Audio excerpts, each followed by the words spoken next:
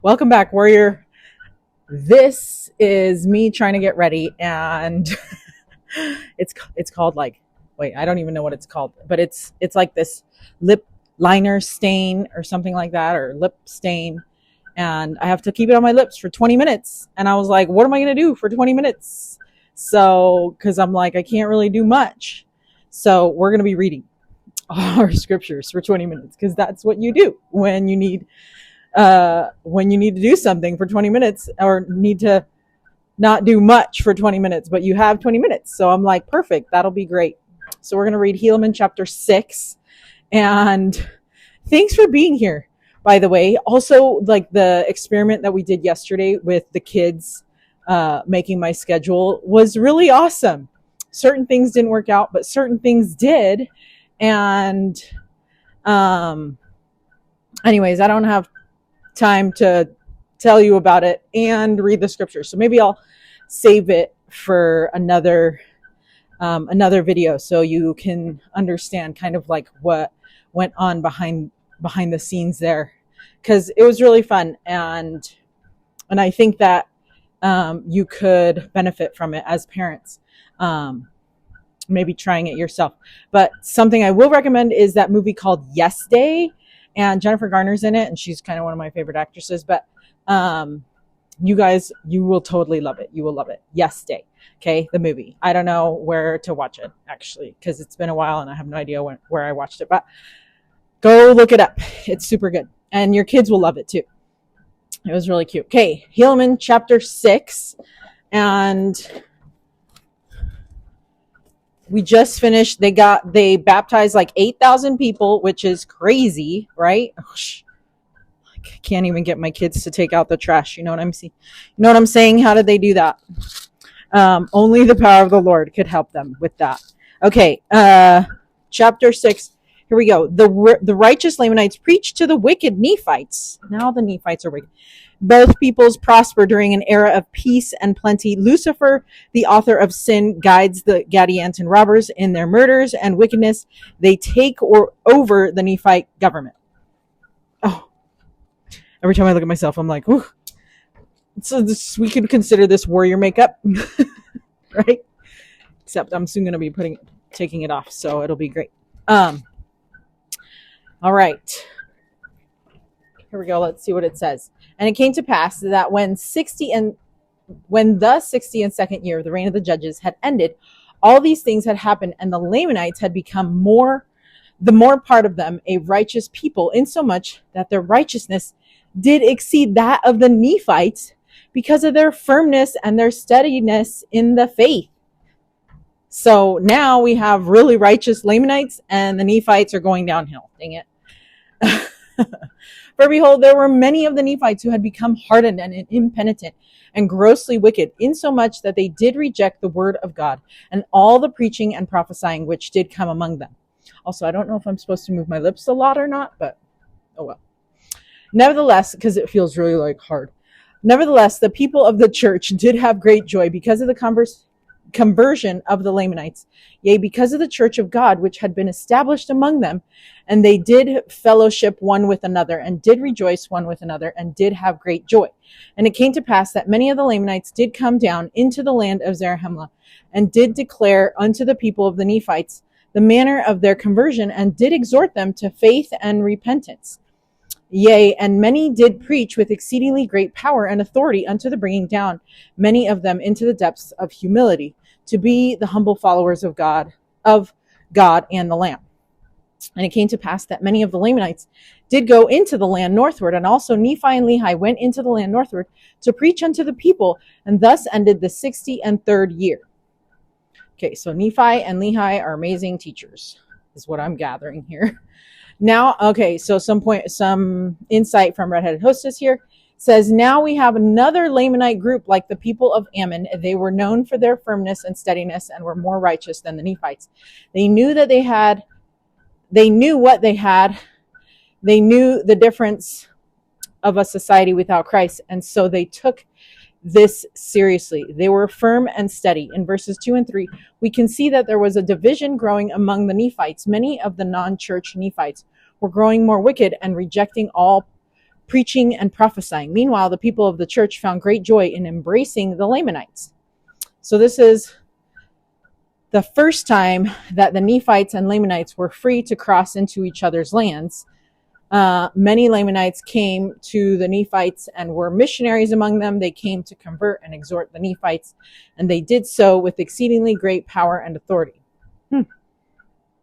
Okay. Something that they said here is, that they knew what they had, and they knew the difference of a society without Christ. Sometimes we don't know the difference in our own lives between having Christ with us and not having Christ with us. When I was a teenager, super long time ago, my family went through a hard time, and my parents got divorced, and I had just gotten a little brother, and a lot of things going on, and it's sad.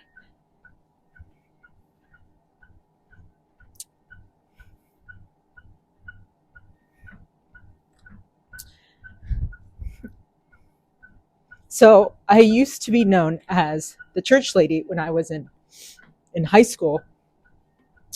And it was kind of funny, kind of sad, and kind of awesome all at the same time. I guess it depended on who was saying it, right? And I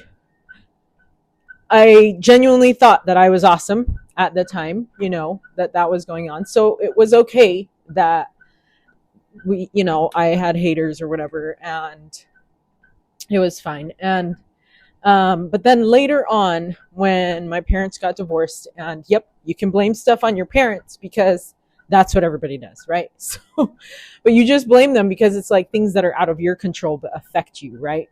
Now, obviously, we have like new teaching that talks about how don't let the actions of others, determine how you act and determine how you react and things, make sure you act on your own, and don't let other people's actions influence the way you are going to be. But as a child, you've only been on earth for 14, 15 years. You don't know how to do all that magic stuff of like not letting other people influence how you're going to act. And so I didn't know how not to allow that to influence me. In fact, I probably thought I wasn't allowing it to influence me at all. But as I look back, I can see how it influenced me a lot. And anyway, I started, maybe not hanging out with the best people,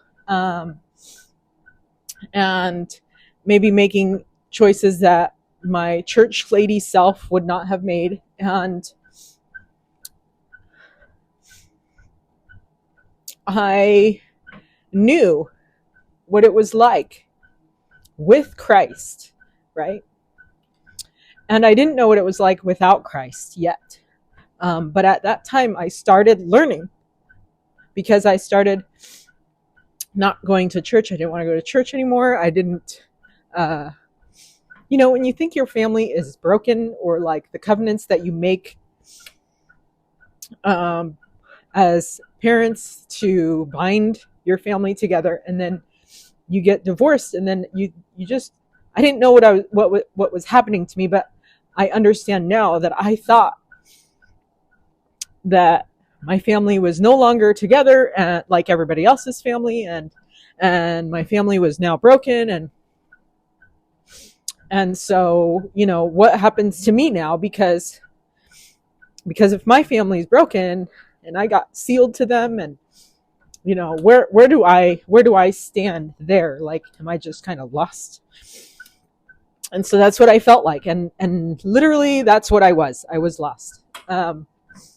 And I didn't know what to do. And so anyway, I chose not to go to church for a bit after high school, and I learned what it was like to be without Christ.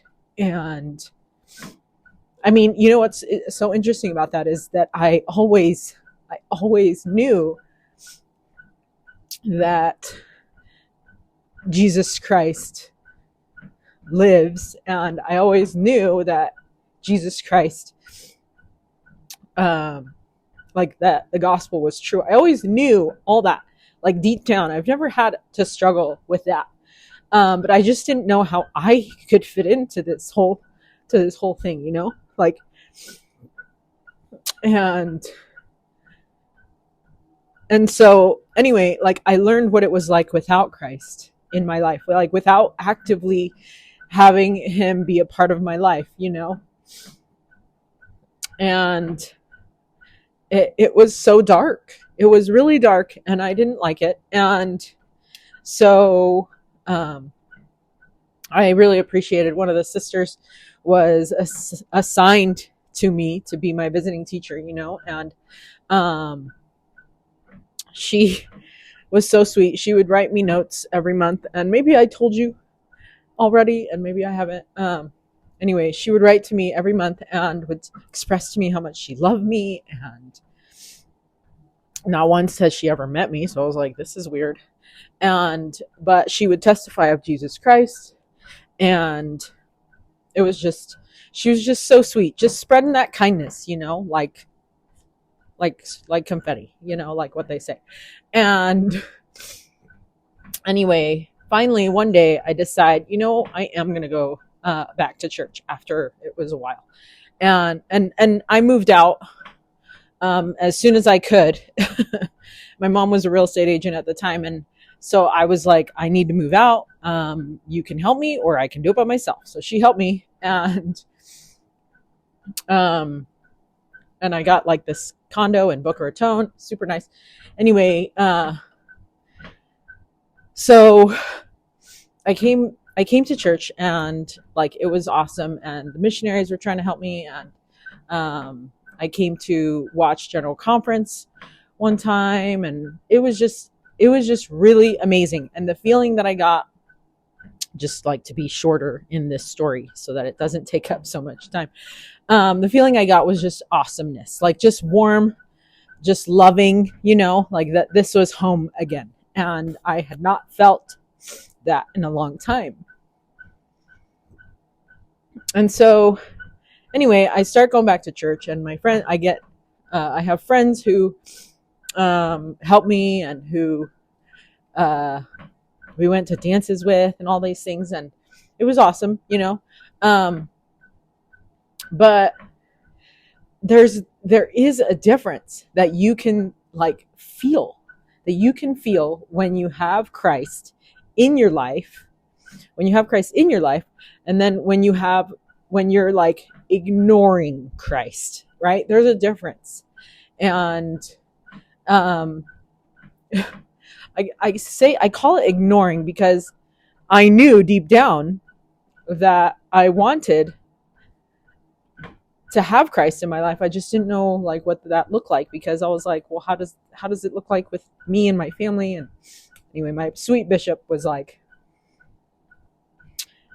it's irrelevant to your salvation about your family, whether they're together or not, whether your parents are together or not.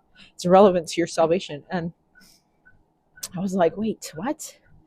How is it irrelevant? And he's like, well, because you can still gain all the blessings that are promised to you if you keep your covenants. And I was like, oh, and he's just like, if they don't keep their covenants, that's them. Like, that means they don't keep those blessings. But if you keep your covenants, then you get all the blessings that were promised. And I was like, okay. And he's like, you don't have to worry about all the logistics. But just know that Christ knows you and the deep desires of your heart. And I was like, okay, you know, I guess I'm just gonna believe that. And I literally felt that was true. Like, okay, yep, he's right. And so ever since then, I've had a desire to have Christ in my life. And it's been infinitely better than when I didn't. So I know what it's like to be in the dark and to ignore the light. I know what it's like. And it's not a good place. The best place is always with Christ. Anyway, I need to go clean this up. Okay, so the point is, once you know what it's like without Christ, you don't want to go back. Once you have Christ, back, like either back in your life or in your life, like you know what it's like in the darkness, and so you don't want to be there anymore. And so I love that the Lamanites could experience this for themselves, and that light into their life instead of being in that darkness. And that's why they got converted, right? And I love the scriptures, and I can't remember where they're at, but it's like where they had no disposition to do evil anymore, or where they did good continually, or where they just always were making good choices from now on. Like those scriptures I just love, because that's how I felt. And I had a testimony, but I think it's different when you have an experience with Christ, right? Okay, verse 7, and behold, there was peace in all the land, insomuch that the Nephites did go into whatsoever part of the land they would, whether among the Nephites or the Lamanites. So this is like their first time ever that they get to like go back and forth and visit their friends of different belief and different faiths and all that stuff, right? And like their cousins and whatever, right? And it came to pass that the Lamanites did also go whithersoever they would, whether it were among the Lamanites or among the Nephites. And thus they did have free intercourse one with another, to buy and to sell and to get gain according to their desire. And that's cool. Like, whether they believed or didn't believe, it didn't matter. It was just like they got to be all together, right? So I think that's cool. And it came to pass that they became exceedingly rich, both the Lamanites and the Nephites, and they did have an exceeding plenty of gold and of silver and of all manner of precious metals, both in the land south and in the land north. Now the land south was called Lehi, and the land north was called Mulek, which was after the son of Zedekiah. For the Lord did bring Mulek into the land north, and Lehi into the land south. And behold, there was all manner of gold in both these lands, and of silver, and of precious ore of every kind. And there were also curious workmen, who did work all kinds of ore, and did refine it, and thus they did become rich. They did raise grain in abundance, both in the north and in the south, and they did flourish exceedingly, both in the north and in the south. And they did flourish, I read that already. And they did multiply and wax exceedingly strong in the land, and they did raise many flocks and herds, yea, many fatlings. Behold, their women did toil and spin, and did make all manner of cloth of fine twined linen, and cloth of every kind, to clothe their nakedness. And thus the 64th year did pass away in peace. And the 65th year they did also have great joy and peace, yea, much preaching and many prophecies concerning that which was to come. And thus passed away the 65th year. And it came to pass that in the 66th year of the reign of the judges, behold, Caesoram was murdered by an unknown hand, as he sat upon the judgment seat. And it came to pass that the same year that his son, who had been appointed by the people in his stead, was also murdered, and thus ended the 66th year.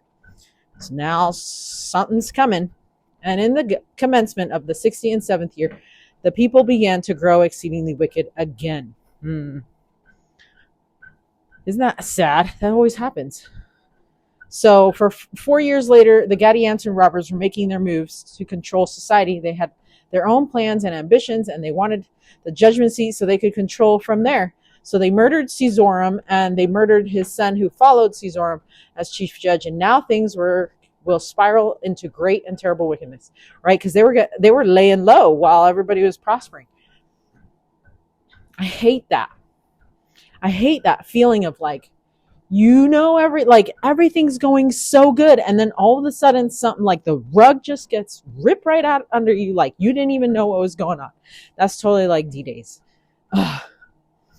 It's like you're going fine, your relationship's great, your marriage is doing great, and you're just like, this is good. Or maybe your marriage isn't that great, but you think it is. And and then all of a sudden you either discover your husband's betrayal, or it gets disclosed to you, and you're just like what? Like life, it literally explodes, right? It's the worst. Like you just think, and that's the way that Satan is. He just works in secret, and in the dark, and when nobody is looking, maybe that's why I stay up till wee hours of the day, so that I'm the last one up always. Because I know what I'm doing at middle of the night. It's usually working. Anyway, verse 17. For behold, the Lord had blessed them so long with the riches of the world that they had not been stirred up to anger, to wars, nor bloodshed. Therefore they began to set their hearts upon the riches. Yea, they began to seek to get gain, that they might be lifted up one above another. Therefore they began to commit secret murders, and to rob and to plunder, that they might get gain. So everybody's getting selfish. And now, behold, those murderers and plunderers were a band who had been formed, by Kish, Cumin, and Gadianton. And now it had come to pass that there were many, even among the Nephites of Gadianton's band. But behold, they were more numerous among the more wicked part of the Lamanites, and they were called Gadianton's robbers and murderers. So I feel like there's something in my treadmill, but I don't know what it is, and I keep stepping on it. And it feels like it's like bumpy. Oh, it's just the seam of the treadmill. Okay. Sorry. And it was they who did murder the chief judge Caesorum and his son, who while in the judgment seat, and behold, they were not found. And now it came to pass. So they got better at that stuff. And now it came to pass that when the Lamanites found that there were robbers among them, they were exceedingly sorrowful, and they did use every means in their power to destroy them off the face of the earth. Oof. Okay, so President Ezra Taft Benson says this. He says, we're on verse 21. Okay, but this is what he says. So just commentary first, then President Benson's quote. So right before Mormon tells us about the Gadianton robbers and how they had infested themselves throughout the land, Mormon tells us that it was those who just could not righteously handle the riches the Lord blessed them with. They were not being humbled through war and bloodshed, and instead were being blessed. They began to get gain so they could lift themselves up above others, and they would use the secret combinations to get gain that they desired, right? Because now they're getting all selfish. So the secret society had created a way for those within it to get what they wanted, and they were extreme example of what President Benson taught. So President Benson says, and quote, another major portion of this very prevalent sin of pride is enmity toward our fellow men. Ooh, that means like when we're pitting against each other. We are tempted daily to elevate ourselves above others and diminish them. The proud make every man their adversary by pitting their intellects, opinions, works, wealth, talents, or any other worldly measuring device against others. In the words of C.S. Lewis, pride gets no pleasure out of having something, only out of having more of it than the next man. It is the comparison that makes you proud, the pleasure of being above the rest. Once the element of competition has gone, pride has gone. End quote. So that's part of the book Mere Christianity. I've actually read that book. It's really good. And then President Ezra Taft Benson quoted it in April 1989 General Conference. Enmity is like what the Lord put between us and Satan. But Satan uses it to, and that's where, and we find that in the book of, is it Genesis? Moses? It's Genesis. Anyway. And it's the Garden of Eden interaction. And he now tries to use that against, he tries to get us to use it against each other instead of against him. And we're supposed to be using that enmity toward him to defeat him. And as we use our skills and our talents and our God-given gifts and our experiences and like all of our selves to bless others, then it actually hinders him. Like he hates it when we bless others, because when we bless others, we're in the service of God, right? And so that's what we need to be doing. We need to be doing things that we can do, like things to serve our fellow brothers and sisters, instead of trying to compare ourselves to each other. And it's really sad, because he can convince some of us that we are better than other people, but he can convince the other some of us that we are not better, that we are worse than other people. And then that's where we get into depression and where anxiety prevails, because we're trying to be something and we can't feel like we achieve it. And so we're like, we get that anxiety. Or, I mean, there's other ways we get that anxiety as well, but or because you're like you're in this fear mode instead. Anyway, it's the worst. It's the worst that Satan uses that against us instead, because he gets us to use it against each other. And verse 21, it says, but behold, Satan did stir up the hearts of the more part of the Nephites, insomuch that they did unite with those bands of robbers, and did enter into their covenants and their oaths, and they would protect and preserve one another in whatsoever difficult circumstances they should be placed, that they should not suffer for their murders and their plunderings and their stealings. And it came to pass that they did have their signs, yea, their secret signs and their secret words, and this is that they might distinguish a brother who had entered into a covenant, that whatsoever wickedness his brother should do, he should not be injured by his brother, nor by those who did belong to his band, who had taken his covenant. And thus they might murder and plunder and steal and commit whoredoms and all manner of wickedness, contrary to the laws of their country and also the laws of their God. And whosoever of those who belong to their band should reveal unto the world of their wickedness and their abominations, should be tried, not according to the laws of their country, but according to the laws of their wickedness, which had been given by Gadianton and Kishkumen.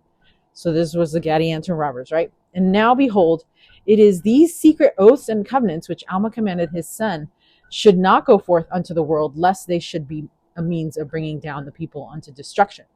Now behold, those secret oaths and covenants did not come forth unto Gadianton from the records which were delivered unto Helaman, but behold, they were put into the heart of Gadianton by that same being who did entice our first parents to partake of the forbidden fruit. So the devil himself gives people the tools that they need to be wicked, right? Satan is going to provide all the necessary tools to become wicked. You just need to choose to do those things that he plants in your ears and in your minds to do, and then you do them, and there it is. And I love that Helaman was to make sure that those didn't get out, like as if those people would even want to read more scripture, right? And so Satan can't count on wicked people to want to read scriptures, right? Because then they wouldn't, because then they'd find the good stuff in the scriptures. Anyway, so it says, yea, that same being who did plot with Cain, that if he would murder his brother Abel, it should not be known unto the world. And he did plot with Cain and his followers from that time forth. And also it is the same being who put it into the hearts of the people to build a tower sufficiently high that they might get to heaven. And it was that same being who led on the people who came from that tower into this land, who spread the works of darkness and abomination over all the face of the land, until he dragged the people down to an entire destruction and to an everlasting hell. Yea, it is that same being. Okay, I am really loving how people are helping us understand what Satan does. What are his tactics? Right here. How Mormon's helping us see Satan's tactics right here. Yea, it is that same being who put into the heart of Gadianton to still carry on the work of darkness and of secret murder, and he has brought it forth from the beginning of man, even down to this time. And behold, it is he who is the author of all sin. And behold, he doth carry on his works of darkness and secret murder, and doth hand down their plots and their oaths and their covenants and their plans of awful wickedness from generation to generation, according as he can get hold upon the hearts of the children of men. So it's Satan's the one in charge of all those things. What I also love is the fact that he's telling us that it's not anything different. It's all the same stuff that Satan does over and over and over again. It's not unique things. Like, we think it's so, we're trying so hard over here, trying to how can we avoid Satan? And we try different things and we try different tactics and we do different things, but really he's just trying the same junk on everybody, and it works on some people, and he's just trying the same old, right? And we're just over here trying to do different things. And so, yeah, we have to try harder because he's trying super hard. And sometimes we're like, oh, well, we'll just do, you can't do things. You can't half do things when you're trying to protect yourself and your family. Like when you're trying to strengthen and fortify, you can't do half things. Okay. And then it says, verse 31, now behold, he had a great hold upon the hearts of the Nephites, yea, insomuch that they had become exceedingly wicked. Yea, the more part of them had turned out the way of righteousness, and did trample under the feet the commandments of God, and did turn unto their own ways, and did build up unto themselves idols of their gold and their silver. And it came to pass that all these iniquities did come unto them in the space of not many years, insomuch that the more part of it had come unto them in the 67th year of the reign of the judges over the people of Nephi. So it happened really fast, even though for us, it's still really fast for us, but it was a lot of verses, right? Okay, so another quote from the encyclopedia. It says, what are secret combinations? Okay, from the encyclopedia of Mormonism, it says that secret combinations are, as the enemies of honest men and women governed by the rule of law, such secret combinations seek to subvert public virtue and legally constitute, my English here. Okay, legally constituted authority. They defile, defraud, murder, deceive, and destroy the elements of good government, religious or secular. Their goal is to seize power and to rule over all the people, which results in the destruction of human freedom and agency and the paralysis of peaceful and just communities. Ooh. The paralysis. I love that, the way that they put that. And it's like, what's paralysis? Where you stand still. You can't progress. You can't progress in your community because you have peeps that are trying to hinder that. And then it says, the Lord has warned that secret combinations will be present in modern society. They threaten freedom everywhere. However, Latter-day Saints believe that secret combinations and their practices can be overcome, but only through righteous living and full support of honest government. So, end quote, that right there. And then Hugh Nibley taught this. As the type and model of secret combinations to be avoided, the Book of Mormon gives us the Gadianton Society. Let us look at it. Gadianton history really begins with the skilled professional killer Kishkumen, who murdered Pahoran as he sat upon the judgment seat. Then they all took an oath following Kishkumen's instructions, for he had the goods on them, and they could not refuse to support Kishkumen and preserve complete secrecy regarding their operations, after which they went forth and did mingle themselves among the people as respectable citizens. Thus, they became an underground organization whose members' identity was not known unto those who were at the head of the government. And that explains how it was possible later on, in the midst of great peace and prosperity, for the chief of state, Caesarum, and after him his son and successor, to be murdered in office in such a way that the assassins were never discovered. It is significant that the times of great prosperity and abundance were also the times when murder and intrigue were the order of the day. End quote. That's crazy. All right, and that was Hugh Nibley's Since Cumorah book, I guess. Okay, so now we're on verse 33. And then 33 to 41, and I think that is it. Okay, yep. I forgot to read how many. Okay, and they did grow in their iniquities in the 68th year also, to the great sorrow and lamentation of the righteous. Okay, I think some of my lip here is coming off. I can kind of feel it. It kind of just peels off. It's kind of nice. It's very satisfying. As a lip picker myself, or I should say former lip picker, because I don't pick my lips anymore, but that is very satisfying. Verse 34, anyway, sorry. And thus we see, the thus we sees. Okay, hold on. So verse 34, and thus we see that the Nephites did begin to dwindle in unbelief and grow in wickedness and abominations, while the Lamanites began to grow exceedingly in the knowledge of their God. Yea, they did begin to keep his statutes and commandments and to walk in truth and uprightness before him. And thus we see that the Spirit of the Lord began to withdraw from the Nephites because of the wickedness and the hardness of their hearts. And thus we see that the Lord began to pour out his Spirit upon the Lamanites because of their easiness and willingness to believe in his words. I think it is easy, once you've been in the darkness and you desperately want change and you seek for light, it is easier. It is easy and to believe in the words of Christ because of the hope and the light and the love that he brings in, right? I mean, I can't say it's easy for everybody because I don't know what it'd be like for somebody else, but for me, it was easy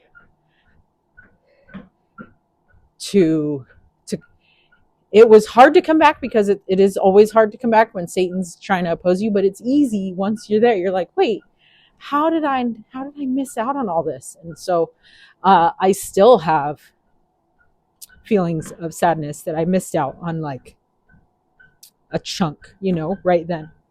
But I guess I needed to, because I wouldn't be the person I am today without that missing, without those cracks, right? What are those like little ceramic things called? The vases that break and then you put them back together.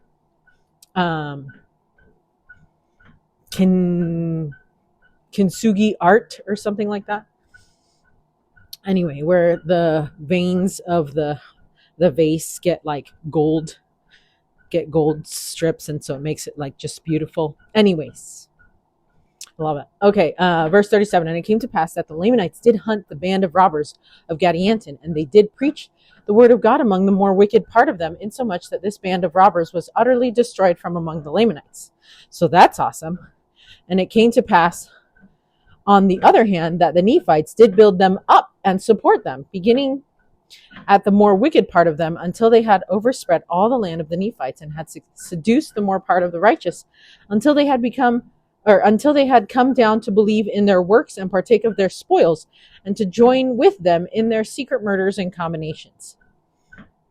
And thus they did obtain the sole management of government, insomuch that they did trample under their feet and smite and rend and turn their backs upon the poor and the meek and humble followers of God. Moroni would be so mad.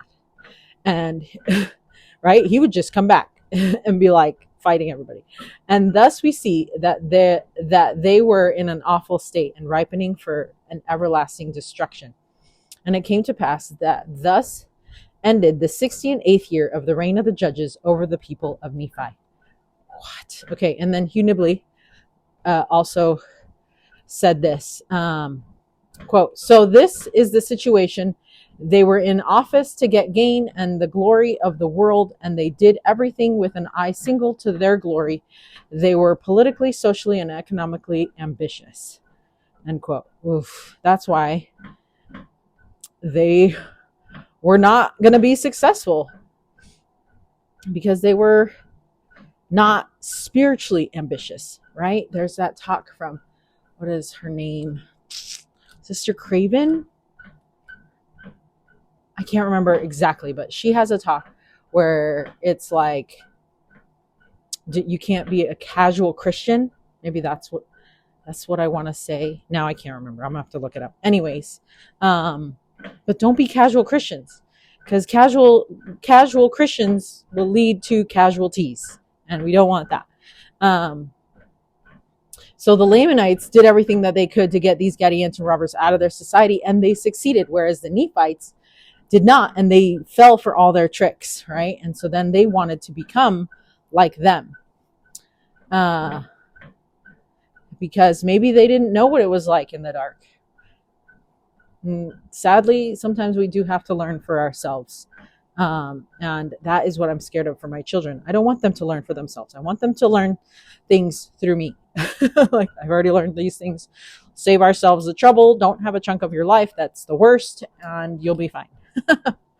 Don't we just wish, right? Okay, some questions that the Redhead Hostess has for us is, what was the purpose of these Gadianton robbers and their secret combinations?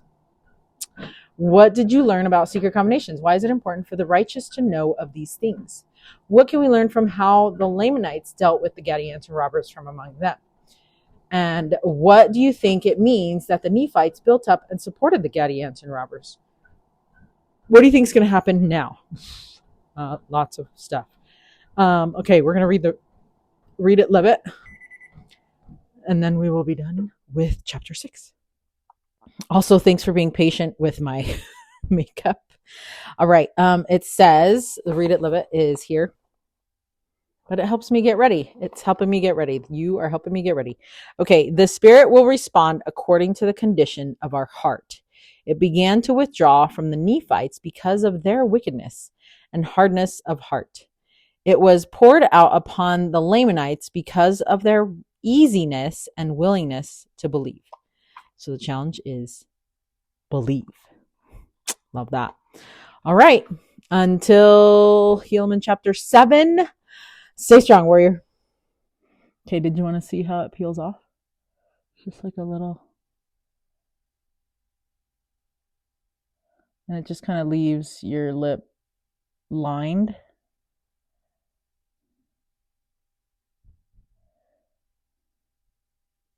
Really satisfying. Then you end up with this little thing right here. So that's pretty fun, huh? And then I can just wear like a lip gloss, or I like to wear the tinted lip gloss, lip balm. I like to wear the tinted lip balm from Burt's Bees. But I don't like necessarily wearing a bunch of lipstick. And so I think this is going to be awesome. I, of course, learned this from my niece, who is amazing with her makeup. And I was like, what is this? I want to know what this is. Let's see. Can I take it off in one swoop? Look at that. It's so satisfying. Oh.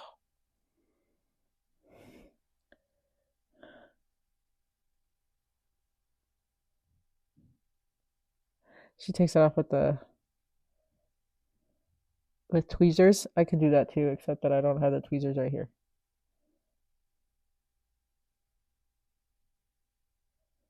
And I'm used to picking my lips, so